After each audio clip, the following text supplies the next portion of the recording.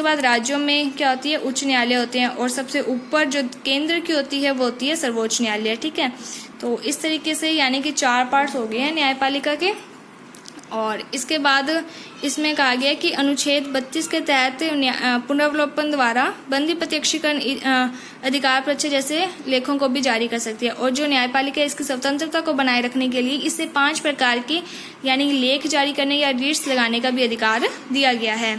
इसके बाद जो अगली विशेषता है वो ये है कठोरता व लचीलेपन का मिश्रण। यानी कि जो भारत का संविधान है वो कठोर भी है और लचीला भी है। यानी कि भारत के जो संविधान में संशोधन की बात कही गई है, तो संविधान संशोधन की जो उल्लेख है वो अनुच्छेद 368 में किया गया है। तो यहाँ पे जो संशोधन की 3 प्रक्रियाएं हैं। पहला कि अगर कुछ तो ऐसे संशोधन होते हैं जो कि सामान्य बहुमत के द्वारा ही कर दिए जाते हैं। यानी कि सबसे पहली चीज आपको ये ध्यान देनी है कि संशोधन होता किस प्रकार से है। तो जो संशोधन है, एक तो होता है लोकसभा, यानी कि जो संसद उसके 3 अंग होते हैं, लोकसभा, राज्यसभा और राष्ट्रपति। तो संशोधन के लिए जो प्रस्ताव होता है लोकसभा या राज्यसभा दोनों में से कोई भी पेश कर सकता है, बस वो धन विधेयक है वो लोकसभा ही पेश करती है। तो जब दोनों में से कोई भी एक सदन पेश करेगा तो पहला सदन जब उसे यानी कि अगर जो पहले प्रकार का संशोधन है तो उसमें क्या होता है 50% यानी सामान्य बहुमत की आवश्यकता होती है। यानी कि अगर लोकसभा ने 50% के द्वारा उस यानी कि प्रस्ताव को पास कर दिया तो वो जाएगा राज्यसभा में, फिर राज्यसभा ने अगर पास कर दिया 50% के द्वारा फिर वो राष्ट्रपति के पास जाता है और राष्ट्रपति उस पर साइन कर देते हैं। और जो सेकंड है वो है विशेष बहुमत की आवश्यकता। यानी कि इसके लिए क्या होता है कि 2/3 बहुमत की आवश्यकता होती है। तो दोनों सदनों से क्या है 2/3 बहुमत चाहिए। और जो तीसरा है उसमें क्या होता है कि 2/3 बहुमत चाहिए, इसके साथ ही जितने भी राज्य हैं उनके आधे राज्यों का अनुमोदन भी चाहिए। ठीक है, तो इस तरीके से संविधान में संशोधन की 3 प्रक्रियाएं बताई गई है। एक सामान्य बहुमत के द्वारा 50%, एक 2/3 बहुमत के द्वारा यानी कि 75% और एक है 2/3 बहुमत प्लस आधे राज्यों का अनुमोदन।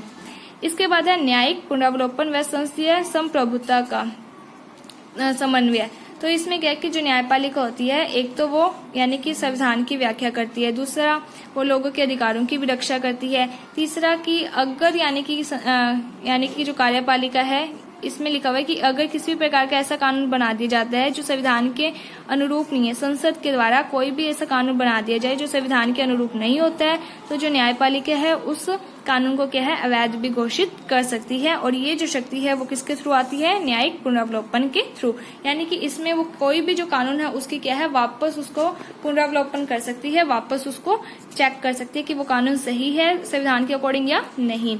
उसके बाद है विश्व शांति का समर्थक। यानी कि जो भारत का संविधान है वो किसको ज्यादा समर्थन देता है, विश्व में शांति बनी रहे, युद्ध ना हो। और इसी के तहत जो नीति निर्देशक तत्व है उसके अनुच्छेद 51 में भी यही कहा गया है कि राज्य का कर्तव्य है, राज्य मीन्स भारत का कर्तव्य है कि वो अंतर्राष्ट्रीय शांति व सुरक्षा, राष्ट्रों के बीच में न्यायपूर्ण व सम्मानजनक संबंधों की स्थापना करे। ठीक है, किसी भी प्रकार की लड़ाई ना करे। और इसी को लेकर जो भारत है उसने क्या है पंचशील अपनाया था। और ये किसके साथ है पंचशील समझौता, ये है चीन के साथ।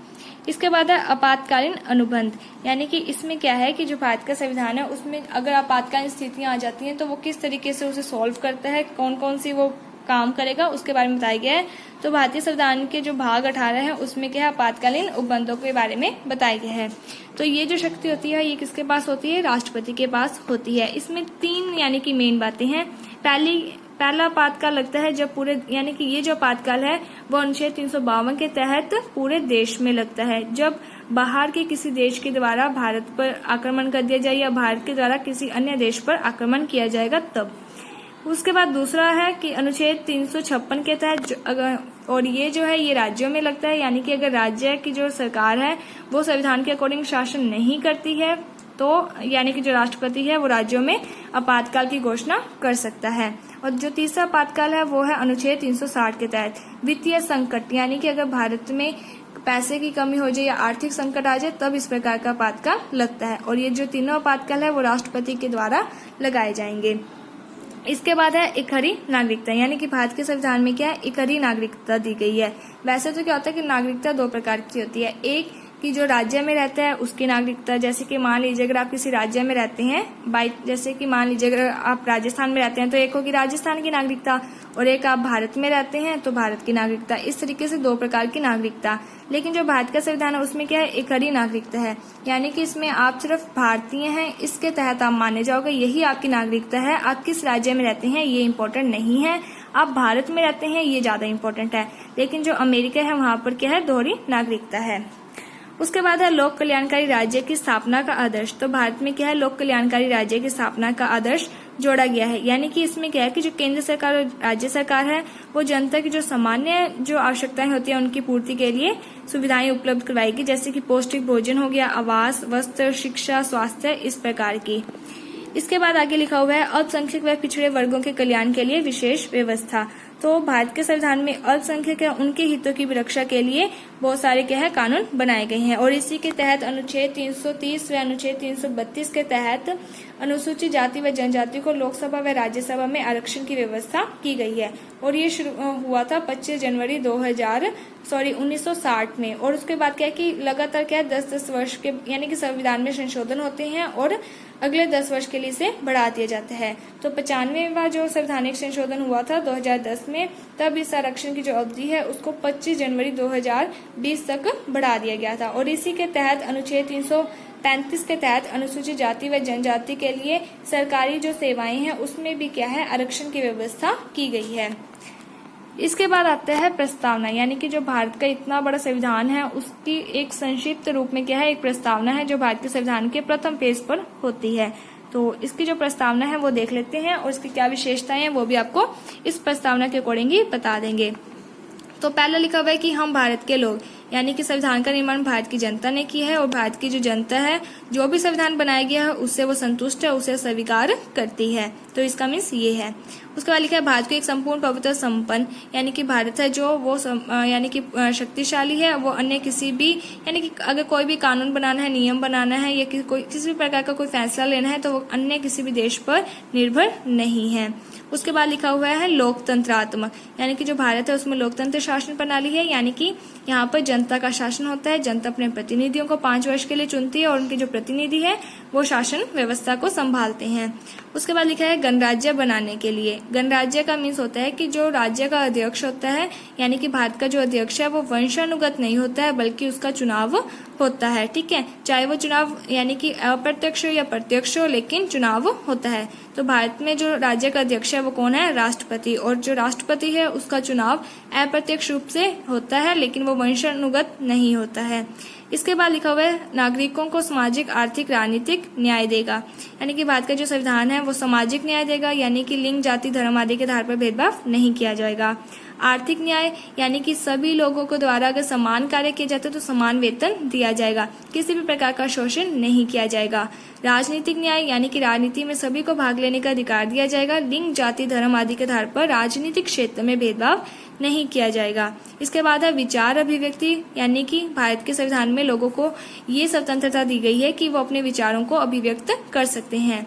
विश्वास, धर्म व उपासना की स्वतंत्रता, यानी कि वो किसी भी धर्म में विश्वास कर सकते हैं, उसको मान सकते हैं, उसकी उपासना कर सकते हैं। इसके बाद लिखा हुआ है प्रतिष्ठा और अवसर की समानता, यानी कि प्रत्येक व्यक्ति को आगे बढ़ने के लिए, प्रतिष्ठा कमाने के लिए अवसर समान रूप से दिए जाएंगे। ठीक है, उसके बाद लिखा हुआ है कि व्यक्ति की गरिमा व राष्ट्र की एकता को सुनिश्चित करने वाली बंधुता, यानी कि व्यक्ति की गरिमा और राष्ट्र की एकता को बनाए रखने के लिए क्या है, भाईचारे को बढ़ावा दिया जाएगा।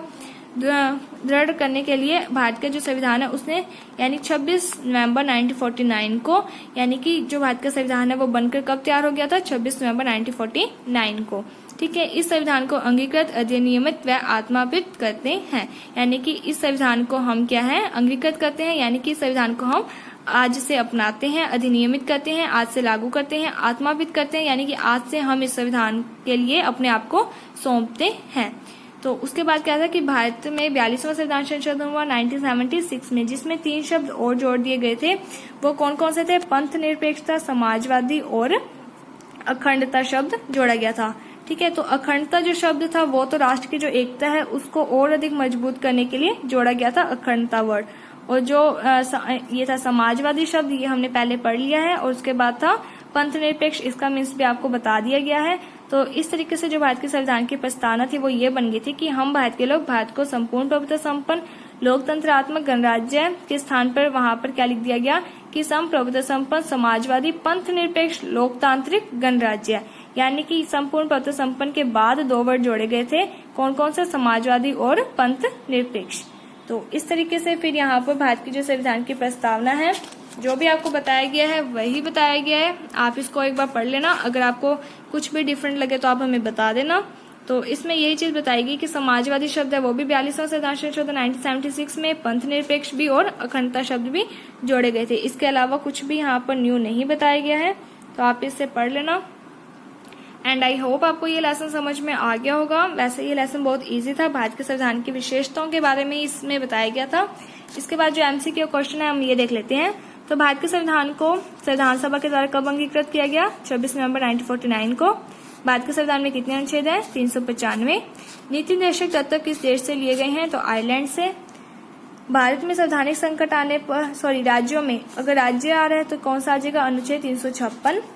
इसके बाद है 42वां संविधान संशोधन के द्वारा कौन कौन से शब्द जोड़े गए थे? तो समाजवादी, पंथ निरपेक्ष और अखंडता। भारत के संविधान में प्रस्तावना यानी कि हम भारत के लोग का मीन्स क्या है? कि संविधान को स्वीकार करने वाले भारत के लोग। प्रस्तावना न्याय का स्वरूप कैसा है? सामाजिक भी है, राजनीतिक भी है और आर्थिक भी है, यानी कि तीनों प्रकार का है, तो उपयुक्त सभी। इसके बाद भारत के संविधान के निर्माण में कितना समय लगा? 2 वर्ष 11 महीने 18 दिन। भारतीय संविधान में कितनी अनुसूचियां हैं? तो 12। भारत के संविधान की प्रस्तावना से क्या अभिप्राय है? ये हमने पढ़ लिया है कि भारत के संविधान के जो लक्ष्य हैं, उद्देश्य हैं, इसके बारे में बताया गया है। भारत में अब तक कितने संशोधन हो चुके हैं? बुक में आपकी 101 बताया गया है, वैसे 104। प्रस्तावना संविधान की प्रेरणा और प्राण है। कैसे? क्योंकि प्रस्तावना के द्वारा हमें संविधान के बारे में काफी जानकारी मिल जाती है। सर्वोच्च न्यायालय के मुख्य न्यायाधीश की नियुक्ति किसके द्वारा होती है? तो सर्वोच्च न्यायालय के मुख्य न्यायाधीश की जो नियुक्ति है वो राष्ट्रपति करता है। देश के किसी हिस्से में सशस्त्र विद्रोह की स्थिति में किस अनुच्छेद के तहत आपातकाल लागू होगा? तो अगर देश में सशस्त्र विद्रोह हो जाएगा तो अनुच्छेद 352 के तहत। उसके बाद है प्रस्तावना में समाजवाद शब्द किस संवैधानिक संशोधन के द्वारा जोड़ा गया है? तो 42वां संविधान संशोधन 1976। मोस्टली क्या है कि जितनी भी चीजें हैं वो 42वां संविधान संशोधन 1976 के तहत ही जोड़ी गई हैं। और इसके बाद आपके जो बड़े क्वेश्चन हैं ये आते हैं, आप इसे देख लेना। अगर कोई भी क्वेश्चन ना आए तो आप हमसे पूछ सकते हैं। सो आई होप आपको ये लेसन समझ में आ गया होगा। अगर आपको ये वीडियो अच्छी लगी है तो please like my video, subscribe my channel. Thank you friends for watching my video. Thank you.